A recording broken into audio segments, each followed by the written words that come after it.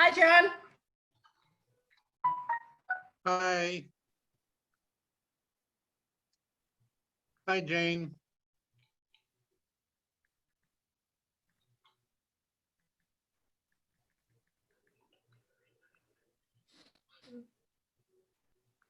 Hi, Dwayne. Hi, Dwayne. Hi, John. Hi, Sue. Hello, everyone. So you're back on the beach, Dwayne.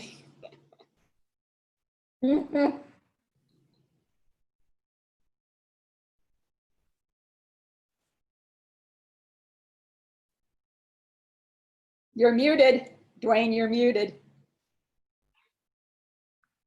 I said, I got my vacation shirt on too. I said, this is how I go on vacation these Yeah. days.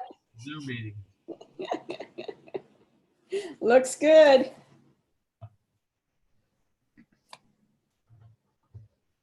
Sue said we needed to take vacation time, so I'm glad you're following her instructions. Yes. If only everyone would listen so well. So I take it Jane is moderating us today? Huh? What's What? that? Are you moderating us today, Miss Jane? Not to my knowledge. Oh, okay. Why? What do you know that I don't know? No, I just wondered, since when I tuned in, y'all were talking to Vacation Man there on the beach. Oh, yeah. I'm so jealous. I wish we were on a beach. That'd be awesome, except Yeah. not with all those other people. No Right. thanks. Our own private beach. Man, you couldn't pay me to go with all those people right now. No. Oh, absolutely not. I had somebody show up at the church today that wanted help and she didn't have a mask on. I had my mask on. I had a mask to give her. Well, she didn't want to do that. So I sat quite a ways away from her, but I'm like, and she was the second one. I had one on the phone. Oh, I'm old and I've been all over town and I don't wear a mask. And I'm like, well, bully for you. Don't come here then. So she was asking about when we were starting church and I said, well, we're thinking about June 7th, but we require people to wear masks if they're going to come worship with us. So we'll see. 'Cause if she Ah, comes without a mask, we're going to ask her to leave. So here we are. so you really are thinking about starting fairly soon then? Yes. Unless We, things change, that's right now what we're thinking. But see, Uh, we have a big each- sanctuary. We have a way of like physically distancing people, and Mm-hmm. we're working on a letter we're going to send out that says, you know, worship is going to look really different. These are the things you're going to have to do. If you're not willing to do them, or if you feel at all, you know, that you don't want to participate, we're still going to. but we're going to continue to do the live streaming and other forms of virtual worship and Bible study that we have been for the last couple of months.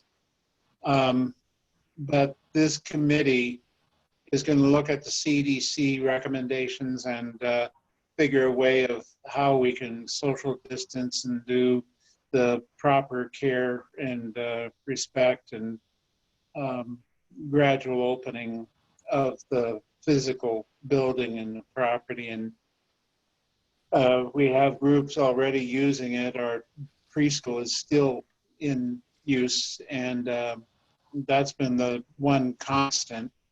AA is starting to meet again as of the 1st.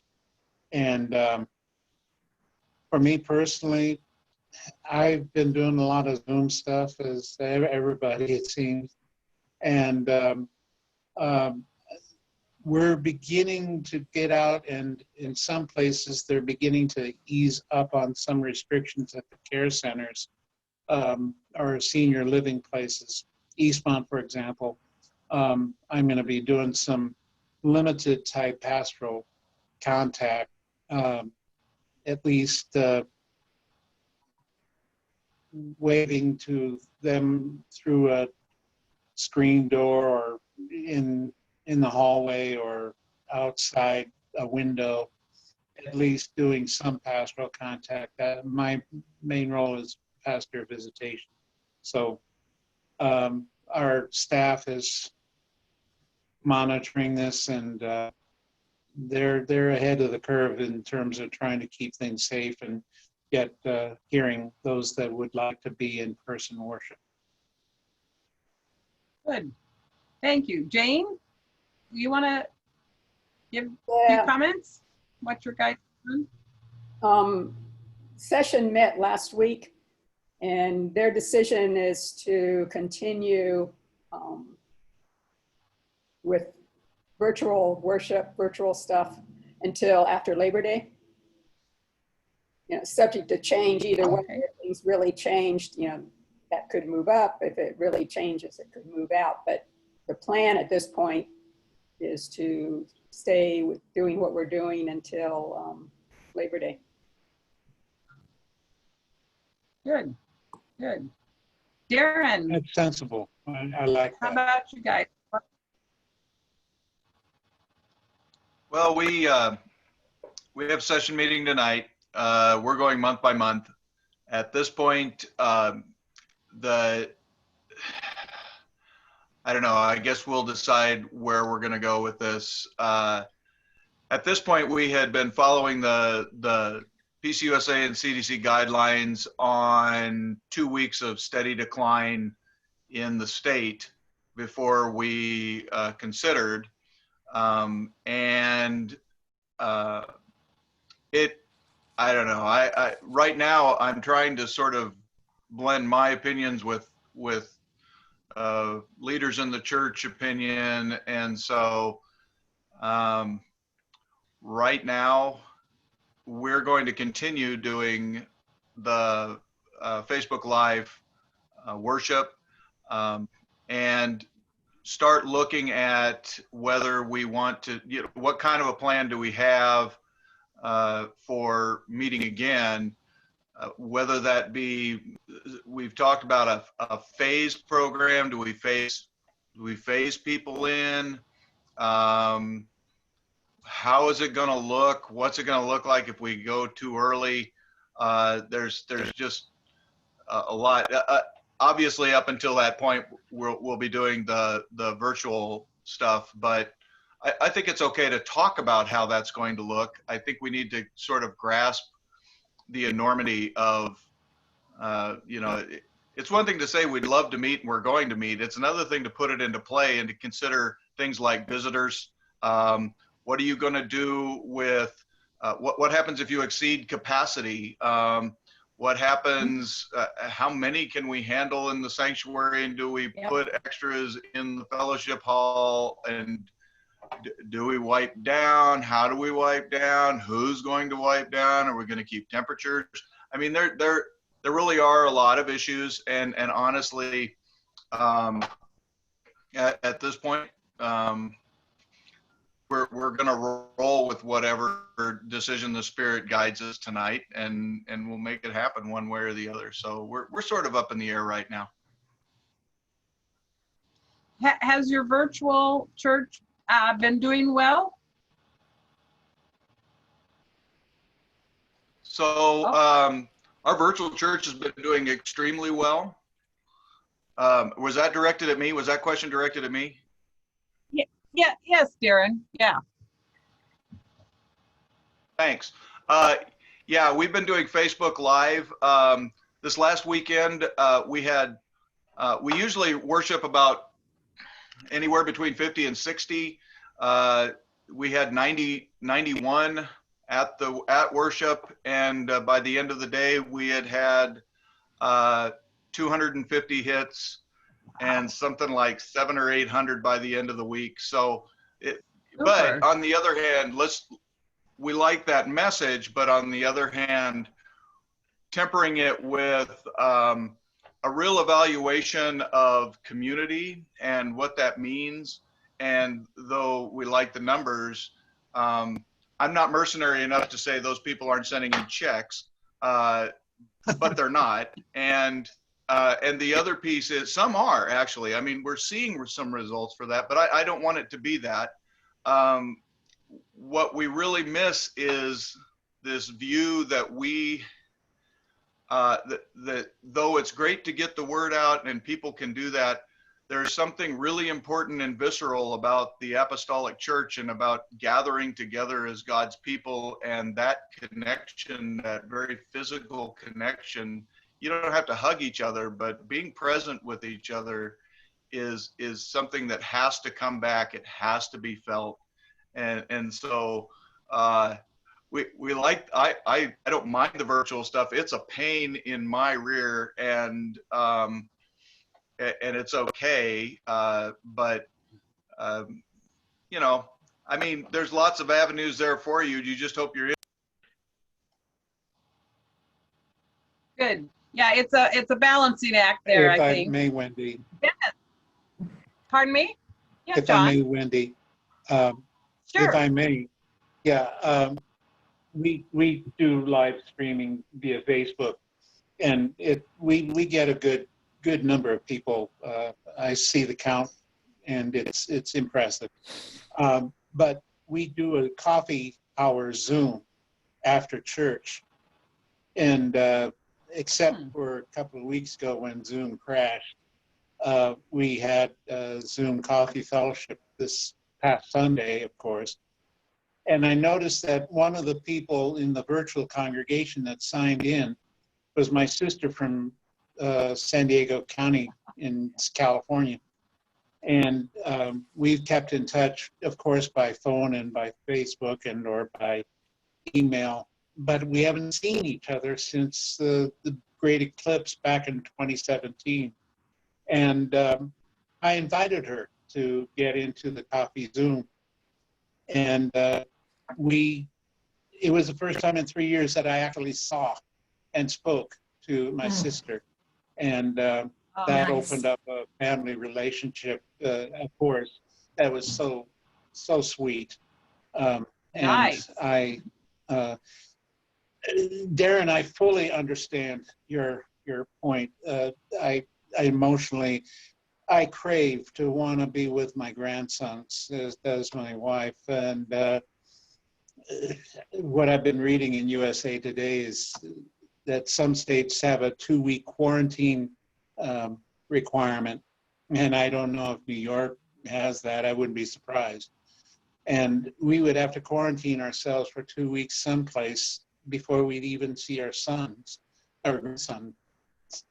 But at least with Zoom, we can see them, and likewise with my sister. And now we're trying to Zoom with my youngest sister in Florida. So this has been sorry, I didn't want to take us off topic, but that was one advantage that this technology has brought. Yeah, I agree. My family, my brothers and sister and I have started Zoom conversations also, and it's great fun. So thank you, John.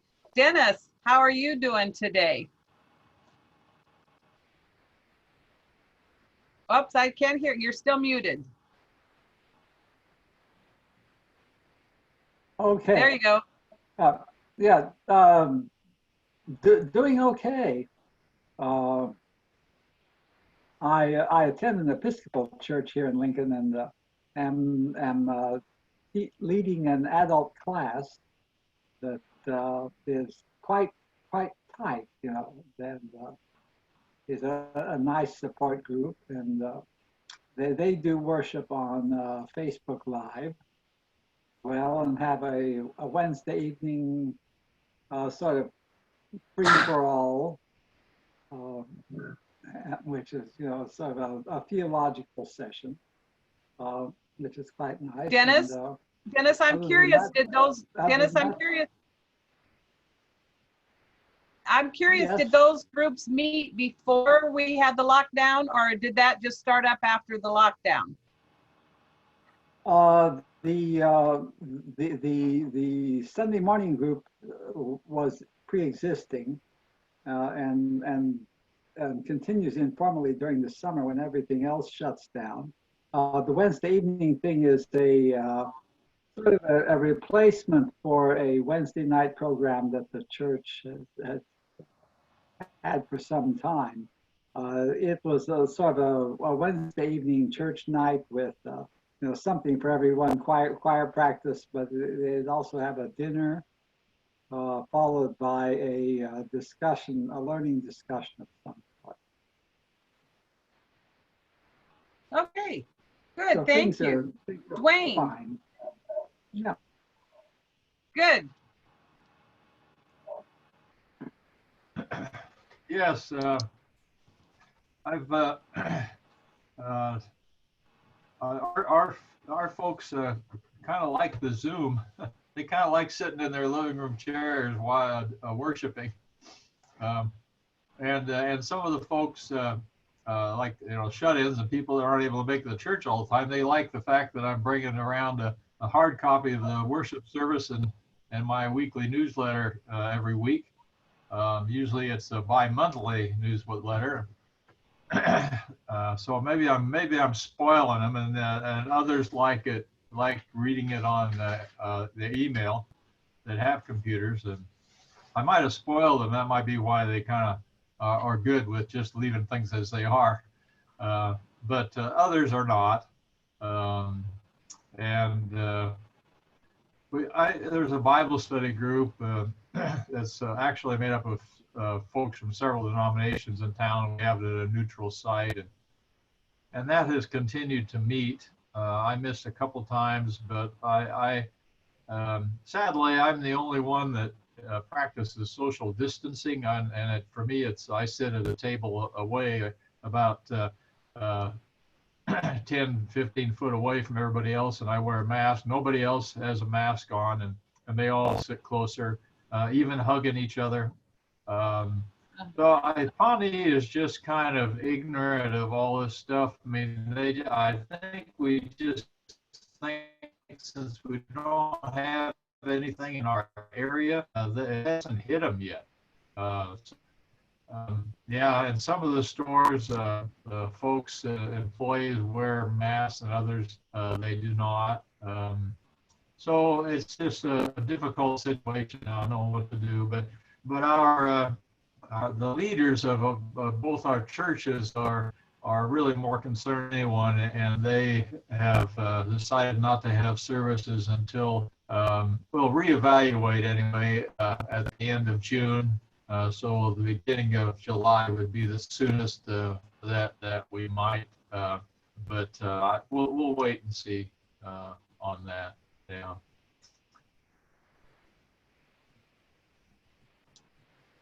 Okay, good, good. Zach, how's things going in Beatrice, and what's going on with thinking with your session and you about reopening, or not reopening, but going back to in person, or?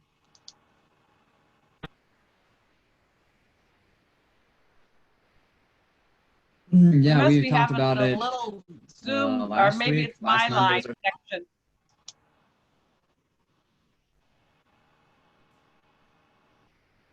Am I I a think little you're still scratchy? mute. There Do you I need are. to go back out and come back in? You're no, Okay, am your I good now? mute kind of is coming and going. Yep. Can you hear me now? I can hear him fine. Okay. Yes. Yeah, Well, we met last Yeah. week. We're good now? Okay. Our session met last Yeah. Monday, and we talked about it for almost an hour, it seemed like. And I think that's actually what it was. We are aware that there are some members in our congregation who are ready to get back and gather. But we're also aware that those are bigger, that it's not just for church, it is they are ready to get together with people. And so we are continuing to evaluate. Our session decided to reevaluate every 2 weeks. But basically, we're waiting for the 14 days of consistent downturn. Half of our session are nurses and doctors, and so that is guiding a lot. Surprisingly, our doctors are a little more. What I'm finding is as our doctors practice everything, and so they think that everyone is going to practice everything on their own, is what I'm finding. And so it's going to be a matter of when it is time to come back, we're going to have to be very intentional of saying, we may already practice it, but we still have to. In regards to trying to connect without or while still being distanced, our church is doing a drive-through coffee hour this Sunday from 11:30 to 12:30, which we traditionally when coffee hour would be once the worship service is over, if we were having worship. And they're going to, a few people are going to mask up and glove up and hand out coffee in styrofoam cups with lids and a prepackaged bag of snacks and message and stuff to anyone who wants to drive through in that time. And then they say that distance is expected, social distancing practices are expected. So I'm in a separate category altogether. But so those who are there are going to watch as to how people do that. And it's going to be a good test to see how literal we need to be with expectations when we actually start coming back. It is going to be outside. And so they don't suspect a whole lot of people will actually just drive through. If some drive through and then stay in the parking lot, they're going to have gloves and masks there, but we're going to also know how strict we need to be and how clear cut we need to be with that.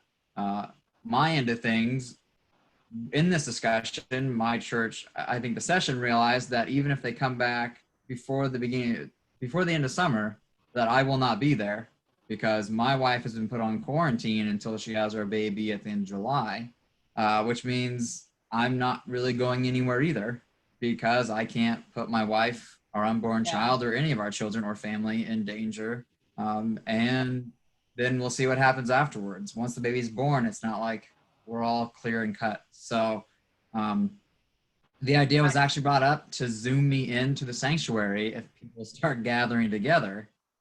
And I preach via a big screen in the sanctuary. So we'll see how that goes if we get to that point. But between my health and between our child, we have that added dynamic that our church is considering as well. And it sounds like that I might be going over Zoom, even if people greet or gather. So we'll see. There's a lot, but at this point, as someone said, we'll know when it will be pretty clear when it's time to come back. As one of the doctors said, when it's time and it's safe, it'll be a pretty clear-cut decision that it's safe for us to go back. If we have to talk about it for an hour, I mean, it's probably not safe for us yet. So, so we'll see. We'll continue to talk. Yeah. I've feeling that we probably won't seriously talk about it again until our June meeting, and then I don't see realistically us probably going back or having the work done to go back until at least the school year. And even then, it'll be interesting to see what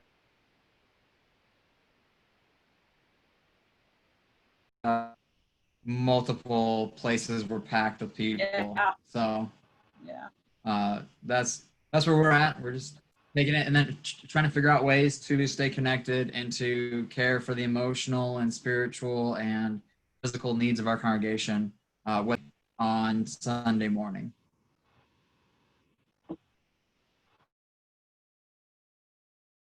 Creative things, so that's great.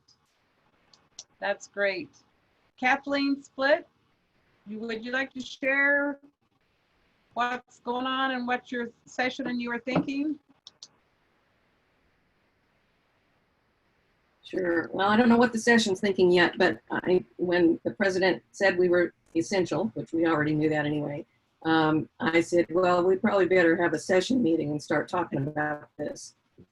And so we'll be meeting next week to discuss it. If we start anytime soon, it'll be the Belden Church. I don't think Laurel has any intention of starting anytime soon. But the Belden Church has few enough people that they could spread out really well in the sanctuary. So on the other hand, the Belden people are all in the vulnerable range. So I'm not sure how that session conversation will go. We will see. So I continue to do recorded worship every week, and I get good feedback from it. And I'm sending out a letter every week also, and making phone calls and what I can do. I see a lot of the kids on the street. Quite a few of our kids live nearby, and they're out a lot. That's us. Well, good. Good. That's all I have to say. Oh, Susie. except that Wendy, Okay. we were in Thank Gresham you. Monday. Yep. I wanted to tell you we thought Oh, you were. when we were in Gresham putting flowers on my grandparents' grave. Yes. Yeah. That's all. Now I'm done. What's your grandparents' name? What are your grandparents' Spalding. name? Spalding. Oh, yes. Okay. Yeah. Good. Well, glad you got down our way. I'm sorry I missed you. So, yeah. Thank you. It was kind of a trip. Yeah. Good. Sue Babbitt, would you like to share a little with us on your thinking? I'll let Susie talk about Southern Heights because she's also on the call, and so she can update you about them. Different conversations that I've had with clergy in the area ranged everything from what I'm hearing many of you saying, going month by month, not making a decision until, and then have put a date on it, September. I was on a conference call yesterday that someone indicated that they hadn't officially voted yet, but the session was seriously talked about saying we're not going to open for at least 6 months and then November, and we're going to spend the time really listening to each other, listening to the Spirit, and discerning what it is we're supposed to be doing. And at first I was thinking, oh my goodness, that's a long ways away. But then I was talking to my daughter in Alaska, and she pointed out that since I've been 12 weeks here at the house, as many of you have, that's a quarter of a year. That's 1/4 of a year already. So to think 6 more months is probably not totally unrealistic. Things that I'm hearing from the disaster team, most congregations are in that tension of wanting to meet together, knowing that that's a vital part of what we do, and yet continuing to be creative and find ways to do it safe for everyone. And I know I'm not going anywhere for a while, even if everybody else. Well, I want to say that I appreciate you and your committee for the connections that they're keeping going during this time. They've done a lot of work to stay connected with people in the presbytery, and that's much appreciated. So It's part of what they see they can do as some of their ministry, so we're glad to do it. good, good. Susie Harder. Yes. Yes, I am, I can. Would you like to I can share speak what? for our Southern Heights session. Can you hear me? I'm unmuted. Hello? Yes, I can. Okay, some of you can hear me. I can hear you. Okay. Well, our session met last week and 2 weeks ago, excuse me, and we are going month by month. I wrote a letter that we put in our newsletter. I mean, a little blurb in the newsletter to let folks know that, you know, we hadn't forgotten about all of them, and that we are looking at, I used the Psalm 119 verse 105 that says, your word is a lamp to my feet and a light to my path, and referred to the fact that we are using not only God and his word as our light for our path, but also some of the other things that he's put in our reach, if you will, such as the case number data in Lancaster County and Lincoln in particular, data across the country, CDC guidelines for faith communities, local health officials, and so on and so forth,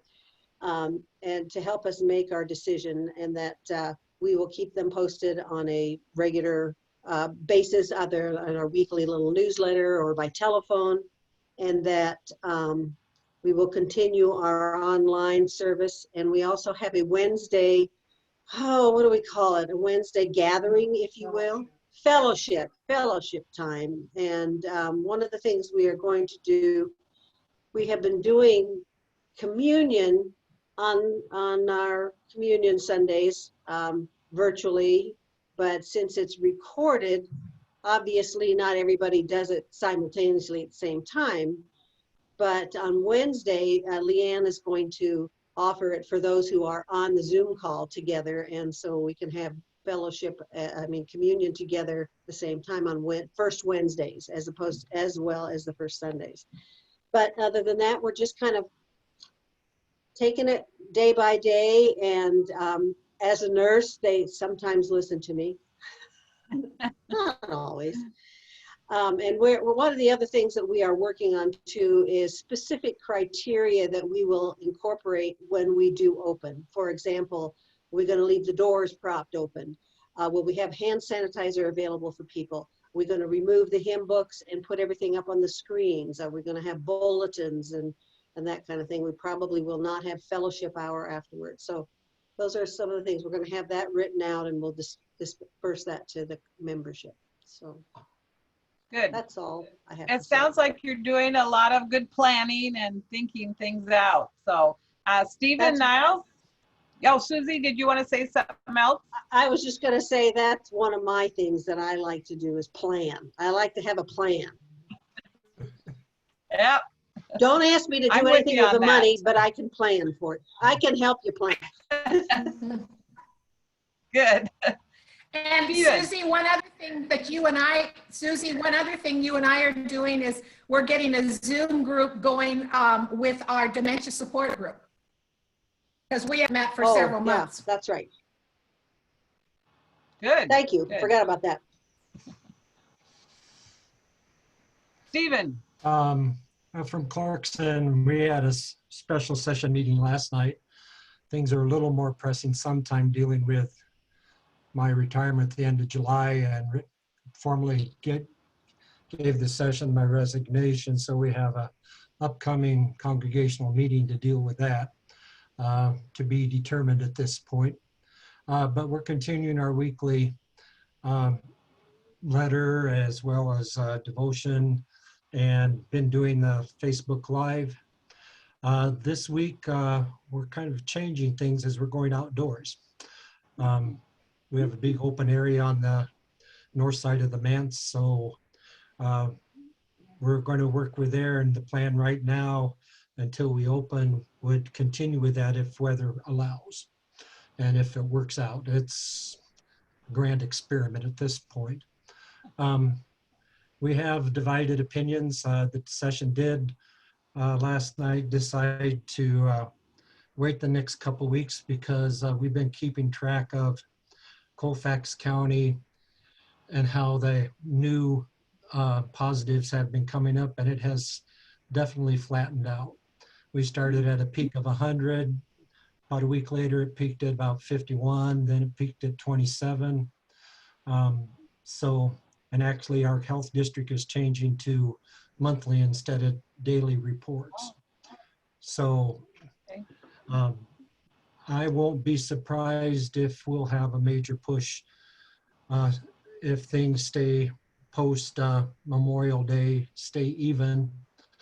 I wouldn't be surprised if we have a push to open up the church by mid-June, if not late June. So it's a plus here, minus there. It's just having a bulletin table, offering plates at the entrance, and that'll be interesting. We do celebrating communion with this service, and it's BYOBJ, bring your own bread and juice. Good. Yeah. Question. John, question did you for have Steve. some? Just a question to you, Steve. How are you doing? I'm doing fine. It's I've done very well. Everything's kind of leveled out, and retirement's kind of because of health things that have gone on the last year and being proactive instead of waiting for something else to happen. So, and it's just been time. Everything is quote unquote fallen into place as we've been moving. Right now, we're just waiting for verification on pension and Social Security so we can move forward with financing. But Boy, I've got a house lined up next door to our son in Omaha. Good. So we're Nice. wonderful, wonderful. so we're doing well. But Good. As a church though, I think like even on my session last night, we had probably a small minority that wanted to move ahead as soon as possible. But the consensus was to wait. We have our regular session meeting on the 9th, and we'll be having same discussion again. And but we seem to be moving forward to where the church can move forward in their search process when I'm gone. Thank you, Stephen, for sharing that. Karen, do you have anything you'd like to share with us about things going on with your church? Well, I'm not serving a Presbyterian church at the moment, as most of you all know, serving a Christian Church Disciples of Christ. So its structure is a little bit different. And so we put together a kind of reopening task force to look at all the various issues and make recommendations about reopening. So right now we're planning to resume our regular office hours on the 1st of June, and we're looking at public worship on the 7th, but I've made it really clear that everybody has to remain flex because that might need to change. If things were to change in a negative way, we would postpone that. So we're getting ready to send out a letter. We're gonna send out kind of outlining how worship will be different in this experience and encouraging people that this is one of two options, that we still are gonna do the videos through the summer. So public worship is simply one of two options, and people are free to choose to remain at home and do the worship online, especially if they have any, other health issues. and encouraging people, please don't come if you don't feel well. Please be aware that we're going to ask you to wear a mask if you come. And I'm trying to couch it in the reminding people it isn't just about protecting each other. It's also, you might want to have some regard for your staff that's working here. And, if you love us and want to protect us and see things keep going, hopefully if you can't do it for one another, you do it for us. Let's hope. But we send out a weekly kind of worship bulletin newsletter type thing, along with the link and everything for our video that we put on YouTube every week. So we're going to keep doing that. And then we're going to kind of see how the worship goes. Our sanctuary is pretty good size, and our congregation sadly isn't all that big right now. So we think those who will select not to come will have probably a pretty small crowd. And so we're going to set up the sanctuary so people can physically distance from one another and family groups can distance from one another. And of course, all the cleaning you have to do ahead of time and afterwards. And it'll be different. It's going to be a very, you can't have an offering. Well, we're going to put offering plates in the narthex, but, part of disciples worship every Sunday is communion. So we're not going to be doing that for a while. So just trying to look at, it's kind of going to be more like a morning prayer is how I would describe it. It's with some scripture, and we have like a recorder consort. We have a handbell quartet. We have some different kinds of music that we can use instead of like hymns and that kind of thing. So that's the hope. Good. But like I say, I've made it really clear. I think we have to keep watching what's happening around us, and that the whole issue is safety. Everybody's safety is the most important thing, that we're doing this for one another, regardless of kind of what we think about for ourselves, that that it's for each other and for the safety of the community. So we shall see. Good. Thank you. Well, it sounds like everyone is trying to be safe, and I think that's very important. I think I mentioned in the prayer that they're launching the SpaceX rocket today, perhaps, then I made me start thinking about launching new ideas for our churches.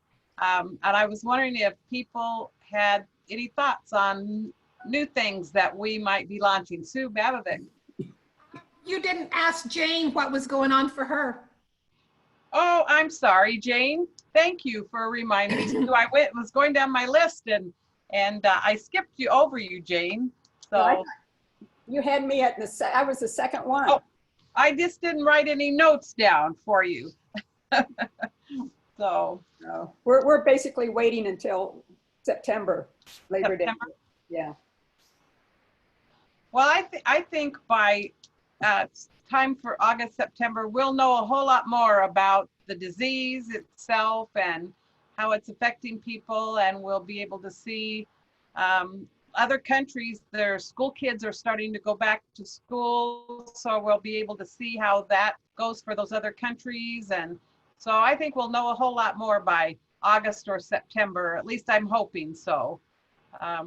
I'm really hoping that they'll be getting a vaccine. That's what I'm holding out for, I guess, that things will be safe once we can get a vaccine. But back to the concept of launching new ideas. This has forced all of us into looking at new ways to be the church. Do any of you have any thoughts on maybe other things that maybe we could be doing besides YouTube or Zoom?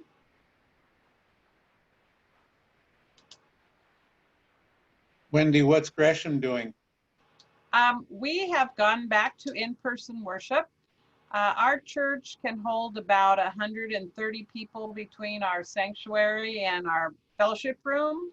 And we have had about 24 to 25 folks. So we are able to social distance. We do have about 3/4 of the people coming are wearing masks. There are a few that are not. And pretty much the Sundays that we have gone, everyone sits in the same spot.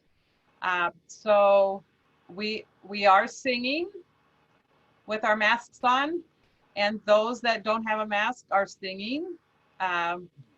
we have an offering in the entryway where people can leave their offering if they want. The bulletins, I happen to be doing the bulletins this month, so I make sure my hands have been sanitized and handling the bulletins, and then we lay them out so people can pick them up themselves. And we do not have a fellowship time right now after worship.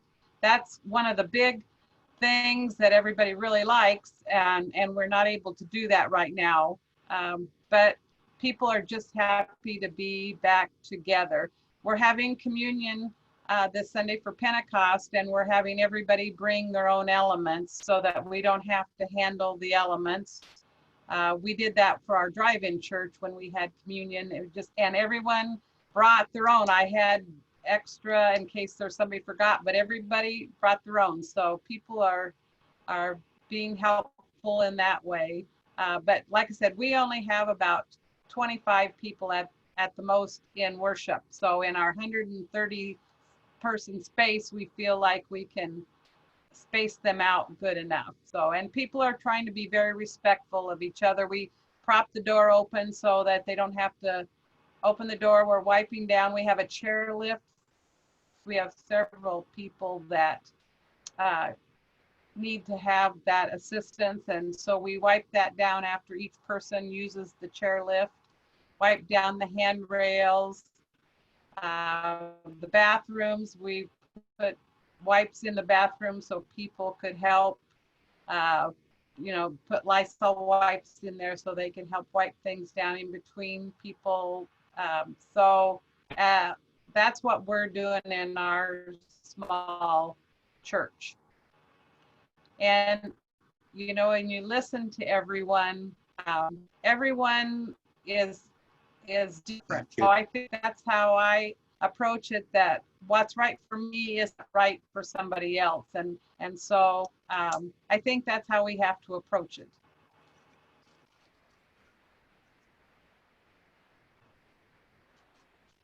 Are there any Wendy, other comments or how about the concerns? speakers? Are they wearing masks? Are the speakers wearing masks? Yes. No, John Nellison is our pastor, and he is not wearing a mask. And our session discussed those issues, and they were fine with the way it's going. We do not have any cases of COVID-19 in our community. There are some in York. There were some in Polk County and some in Seward County. Our community is one of those kind of bedroom communities, so most everyone goes out of our community, and there's not they come back as well, but there's not a lot of interaction during the week with people, and so fortunately, we have not had to deal with it in our community, the COVID. So,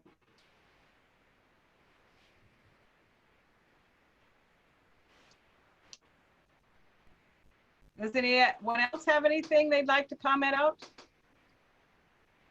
No? I think Stephen is planning on having another Zoom call next Wednesday. So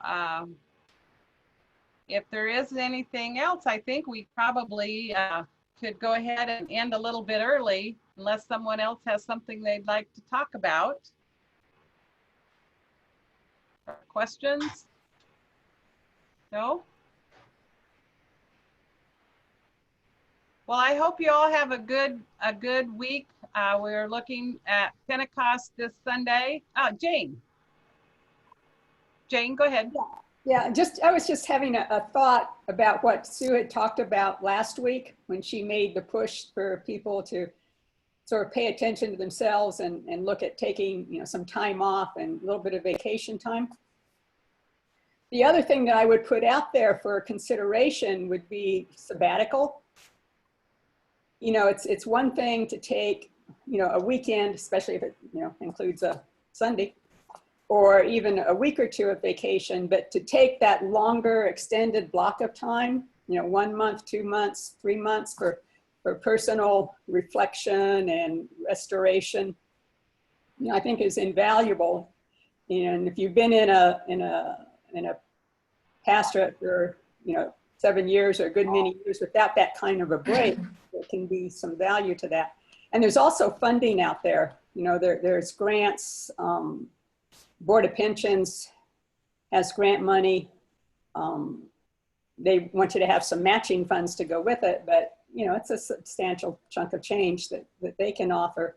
And Lilly Foundation does a major grant that you have to apply for, and I think it's fairly competitive, but there's some resources out there. But I just want to throw it out there just as something, to sort of have in the back of your head at some point, taking a look at sabbatical planning could have some real value. Yeah. John, do you have your hand up? No.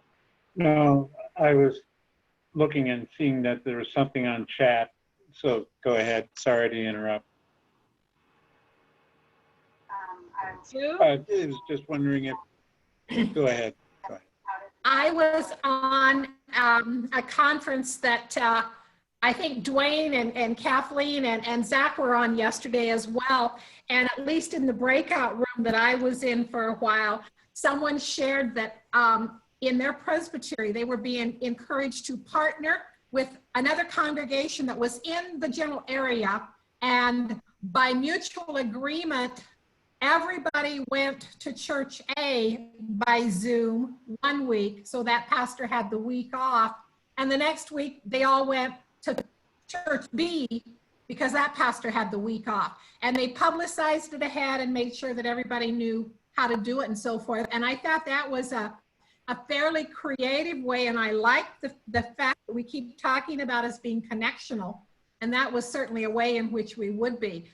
Not everybody's aggression that can go ahead and meet as you all are doing, but to give the freedom to allow for some time away. And one of the people confessed that they were the pastor of church B, but they went to church A that day because they wanted the week off, but they were happy to worship with others. So something to think about as a way, as the summer progresses.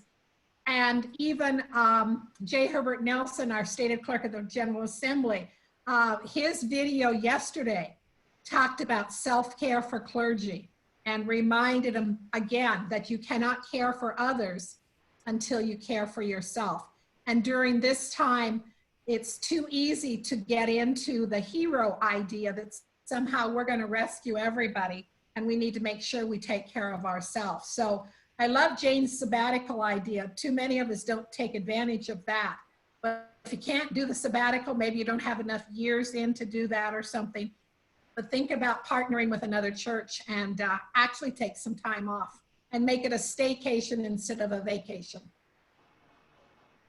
I like that idea. And I think with this, with everyone doing Zoom or Facebook Live, it would be easy to do either like a pastor swap or at least just say, this Sunday, all our congregation, we're going to listen to X church. And then the next Sunday, that pastor take off and say, we're all going to listen to Y church. I think that's great.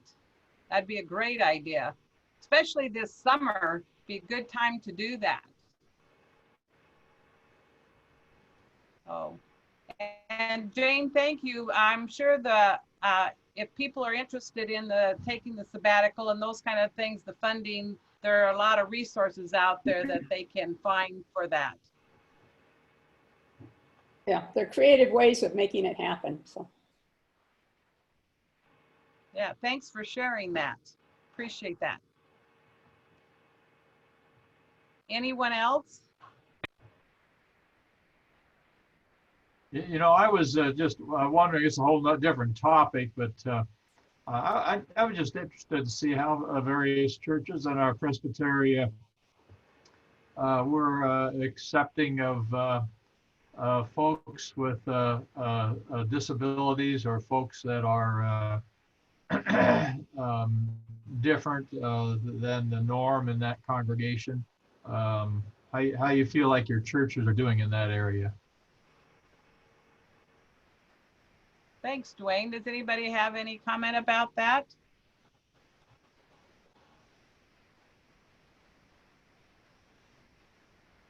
I guess I can make a little comment. We have one family that's got an autistic son who's probably in his 50s. So our congregation has familiarity with that, and I think they'd be very welcoming to anybody who came with that family kind of situation. I'm not sure otherwise. We're pretty parochial out here, but I don't experience the people as not being welcoming, but you just don't know until that happens, because it's not happened. It's a great question. With my church is helping them to see that it's more than just how you like welcome the person coming in, and getting them to actually look at other dynamics such as the building itself. I think that we had an elderly person fall down the stairs trying to get to the fellowship hall like a month or two ago, and I tried to then talk about the setup of our church, the fact that you really can't get into it without using stairs, and that really didn't spark any movement to do anything. Our church is very much not welcoming to anyone who has any sort of disability. The structure itself, I don't even necessarily see it very welcoming to families because of the way it's structured and everything like that.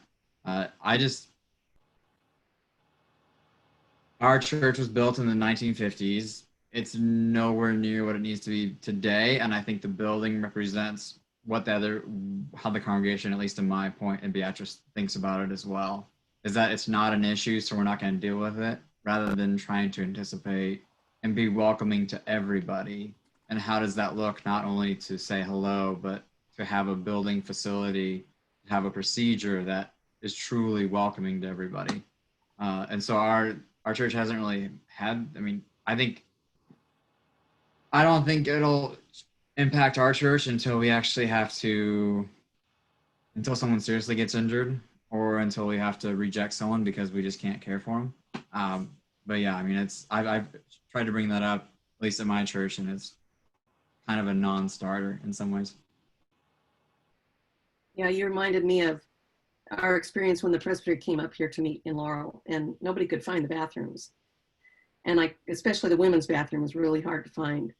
Even if you give people directions, they don't find it. And I mentioned this to the women in the kitchen, which is right next to where the women's restroom is. And they said, well, you just tell them where it is, just point them to it. So in that sense, they certainly did not have an awareness that this is an issue at all, because they all know where it is. So who cares if somebody else knows? I was real disappointed in that. I put signs up all over the place to help direct them, but people could still go right by the door and not notice it was there. So it's an real awkward place. That may change. There's high hopes, and probably going to have an after-school program that's put on by the school, which is right across the street. And if that happens, they will have to put in accessible bathrooms. So that may very well change the ability to find where they are. Personally, I think that it's a challenge, because as a person with a disability, I'm serving a disciples church because no Presbyterian church called me this time around. I've served several Presbyterian churches, but challenges of having a blind pastor that doesn't drive, I don't know. You got 99 candidates who do and one that doesn't. It's kind of challenging there. So I think the church is challenged. And when I bring it up in the terms of, particularly with a lot of people aging in our congregations and having visual problems, one of my constant issues in this church is we have a screen in our sanctuary for worship, which I don't know how anybody sees the darn thing, if you want my own opinion, because I can't see it, because we have all these beautiful stained glass windows, so it all bleeds out. And, you know, they swear up and down they can see it, but I suspect there are a lot of our older people who can't see it. So that when we talk about having worship and just using the screen, I say, no, we can't do that, because I know there has to be other people besides me that can't see that screen. And I think that that's an ongoing challenge for the Big C church, no matter which denomination you're at. I have that challenge every time I go to a Presbytery meeting, every time I go to a General Assembly, anything, you know, it's so visually oriented. And the same thing with if you have any hearing challenges, we're a little bit better about that in some of the bigger church events in terms of having interpreters, but not always. And then heaven help you if you have a mobility impairment. This church would be a nightmare here. We have a ramp that you can get to the sanctuary at least, and the first floor, but our building is not at all accessible. And I've been pushing the congregation to look at a capital campaign, which we had just started an exploratory committee on that. And then all this happened. So that kind of put that on a back burner. So I think that's one of the places in our world today that we are still greatly challenged by how to welcome people with any kind of disability into the church. So there you have my little sermon on that. This topic might be a good topic to have as the main focus of one of our Zoom meetings, of what people and churches are doing for those that need accessibility issues. So I think that might be a good topic for discussion down the road. So, well, it looks like somebody else have something they wanted to say, Zach?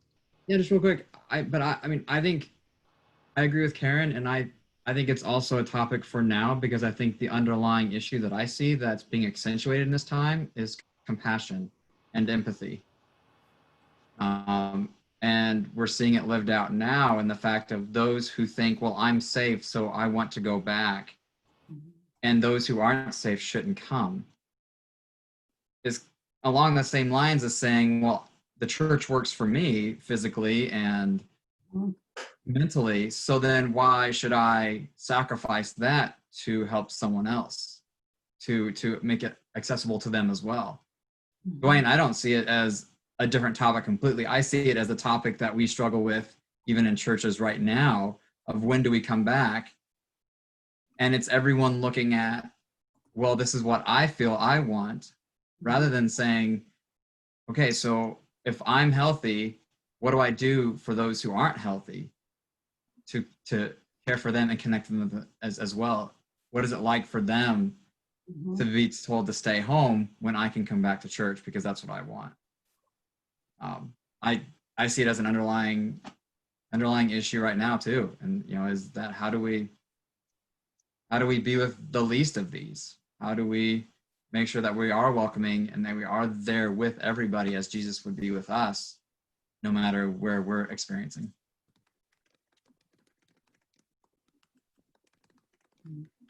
Thank you. Thank you all. Yeah, thanks. Did something prompt that question, Dwayne? Well, yeah, we have, it's not maybe as much Presbyterian of the Christian church. I've noticed that when I start getting a new person involved, or especially a younger person, that boy, the board is just really hesitant to involve them or let them do things. They're kind of used to their own core making all the decisions, and when you have somebody new coming in and want to change things, they do a good job of just kind of pushing them aside. Yeah. You know, I find though in our church we have, when new people come in, I find that we tend to overload them with things to do. So it's kind of on the opposite side, is that we're so glad to have somebody new to help do things that we kind of overload them, perhaps. There is that. I would like for this to be a conversation at one of our group gatherings. I think there's a lot to be explored on this topic. I agree. I'll send an email to Stephen and suggest that maybe next week we could talk about that. Yeah, and thanks, Dwayne, for bringing it up. Yeah, sure. Good. Stephen, would you like to close us with prayer? Well, have you, there you go. Yes, there we go. Let us pray. Most gracious God, we do thank you for this opportunity to share faith, to share ideas, to share our path in life. We ask that you would be with us as we continue this journey with you, walking in the path that you lead us in, that indeed we might follow, and those who follow us will find that we have been faithful and true to your word. All this we pray through Christ our Lord. Amen. Amen. Amen. Thank you, Stephen. Blessings to all you guys. Thanks, Peace. John. Live long Bye. and prosper. Live long and Peace and prosper. long life. Both hands, John. I can't do it. Bye. Thanks for leading, Wendy. You're welcome. Thanks Thank for all you. you being Bye, here. everybody. Great week. Bye, everyone.